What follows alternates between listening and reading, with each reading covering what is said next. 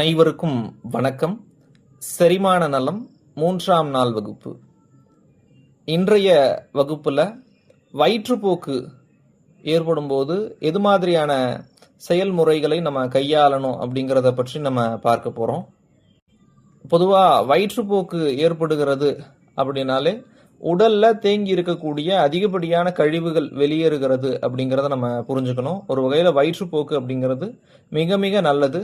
அதனை நம்ம அந்த நேரத்துல தடுத்து நிறுத்துறதுக்கு பதிலா வயிற்றுப்போக்கு ஏற்படும் போது மலத்தை முழுமையாக வெளியேற அனுமதி கொடுப்பது தான் மிகச்சிறந்த முறையா இருக்க முடியும். இந்த வயிற்றுப்போக்கு ஏற்படும் போது எந்தெந்த விஷயங்கள்லாம் நம்ம செய்யணும் அப்படின்னு பார்க்கும்போது, வயிற்றுப்போக்கு ஏற்படும் போது நிறைய தண்ணீர் குடிக்க வேண்டியது மிக மிக அவசியம். ஏன்னா உடல்ல நீர் சமநிலை பாதிப்பு ஏற்படுறதுக்கான வாய்ப்புகள் அதிகம். அதனால தண்ணீர் குடிக்க வேண்டியது மிக மிக அவசியம். வயிற்றுப்போக்கு ஏற்படும் போது பால் சார்ந்த பொருட்களை தவிர்க்கணும். நீராகாரம் எடுக்கிறது ரொம்பவே நல்லது. இளநீர் எடுக்கலாம். இளநீர் எடுக்கிறது ரொம்பவே நல்லது. உடல்ல இருக்கக்கூடிய எலக்ட்ரோலைட் பேலன்ஸ் பாதிக்காம இருக்கிறதுக்கு இந்த இளநீர் நமக்கு உதவி செய்யும். இறுதியா வயிற்றுப்போக்கு சரியாக போகுது அப்படிங்கிற ஒரு உணர்வு நமக்கு ஏற்படும் போது, வயிற்றுப்போக்கு ஓரளவு குறைஞ்சிருச்சு அப்படிங்கிறது நமக்கு தெரியும் போது தயிர் சாதம் சாப்பிடணும். தயிர் சாதம் சாப்பிட வேண்டியது அவசியம். இந்த வயிற்றுப்போக்கு ஏற்படக்கூடிய சூழ்நிலையில அதிகப்படியா காரமான உணவு, அதிகப்படியா ரசாயனங்கள் கலந்த உணவினை தவிர்ப்பது மிக மிக நல்லது. அதே மாதிரி பொதுவா செரிமான சிக்கல் ஏற்படுறதுக்கான ஒரு மிக முக்கியமான காரணமா இருக்கக்கூடியது டீ காஃபி குடிக்கிறது.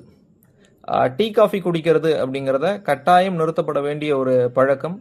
ஏன் அப்படின்னா உடல்ல தேவையற்ற உஷ்ணத்தை ஏற்படுத்தி அதனால செரிமான தொந்தரவுகளை ஏற்படுத்தக்கூடியது அந்த டீ காஃபி.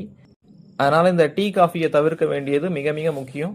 இன்னும் குறிப்பா சொல்லணும் அப்படின்னா நம்முடைய தமிழ் பாரம்பரியத்துல கிட்டத்தட்ட ஒரு 150-200 வருடங்களுக்கு முன்னாடி டீ காஃபி அப்படிங்கிற பழக்கம் கிடையவே கிடையாது. முடிந்த அளவுக்கு டீ காஃபி குடிக்கக்கூடிய பழக்கத்தை தவிர்ப்பது நல்லது. ஒருவேளை குடித்தாலும் எடுத்துக்கொள்வது இயற்கையா தயார்படுத்தக்கூடிய தேநீரை எடுத்துக்கொள்வது சிறப்பு. அதே மாதிரி இன்னைக்கு செரிமான தொந்தரவு ஏற்படுறதுக்கு அடுத்த மிக முக்கியமான காரணம் என்ன அப்படின்னா, இன்னைக்கு பயன்படுத்தக்கூடிய கழிப்பறை, அதாவது டாய்லெட் இருக்கு இல்லைங்களா, அந்த டாய்லெட் மிக முக்கியமான ஒரு காரணியா இருக்கு. ஏன் அப்படின்னா பொதுவா ஸ்குவாட்டிங் பொசிஷன்ல அமர்ந்து மலம் கழிக்கக்கூடிய ஒரு முறை தான் சரியான முறை, மலம் கழிக்க வேண்டிய ஒரு முறை. இன்னைக்கு வெஸ்டர்ன் டாய்லெட்ல அமர்ந்து மலம் கழிக்கக்கூடிய ஒரு முறை அப்படிங்கிறது மிக மிக தவறான முறை. அதாவது மூட்டு வலி இருக்கக்கூடிய நபர்கள், மூட்டு சார்ந்த பாதிப்பு இருக்கக்கூடிய நபர்கள், உடல் பலவீனம் தெரியக்கூடிய நபர்கள், அவர்கள் வெஸ்டர்ன் டாய்லெட் பயன்படுத்தலாம். ஆனால் மற்ற நபர்கள் முடிந்த அளவுக்கு இந்தியன் டாய்லெட் பயன்படுத்தும். செரிமான சிக்கல் ஏற்படுறதுக்கான காரணிகளை நம்மால குறைக்க முடியும் இந்த இடத்துல. ஆக இதுதான் இன்றைய வகுப்புக்கான பாடம்.